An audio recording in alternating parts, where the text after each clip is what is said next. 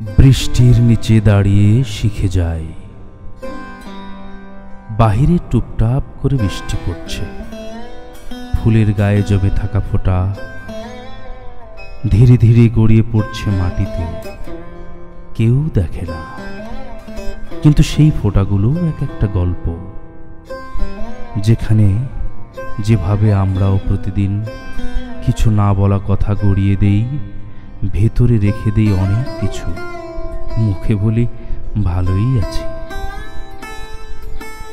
এই বৃষ্টির মতোই আমরাও কাঁদি, শুধু কেউ বোঝে না আমাদের অশ্রু কোন পাতার গা বেয়ে গড়িয়ে পড়ছে।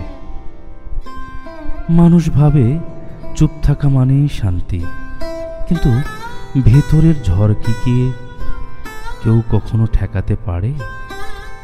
আমি আজ দাঁড়িয়ে আছি এই বৃষ্টির নিচে, ছাতা নেই, অভিমান নেই, শুধু একরাশ উপলব্ধি। জীবন ঠিক যেমন এই বৃষ্টি, কখনো হঠাৎ আসে, কখনো বা হুট করেই থেমে যায়, তবে সবচেয়ে বড় শিক্ষা দেয় কিভাবে ভিজতে হয় চুপচাপ। ফুলগুলো ভিজছে, কিন্তু কেউ তাদের অভিযোগ শোনে না।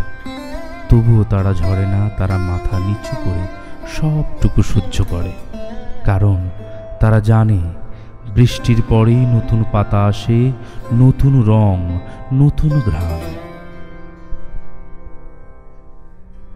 তেমনি আমিও শিখেছি, সব অভিমান সবার কাছে বলা যায় না।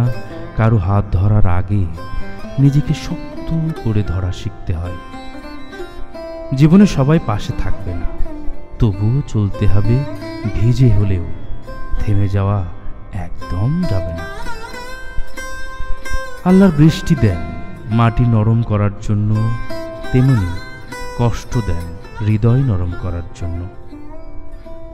যখন সবাই দূরে সরে যায়, তখনই যেন আমরা তার কাছাকাছি হই, আর তখনই অনুভব করি সবচেয়ে বড় প্রশ্রয় তার কাছেই।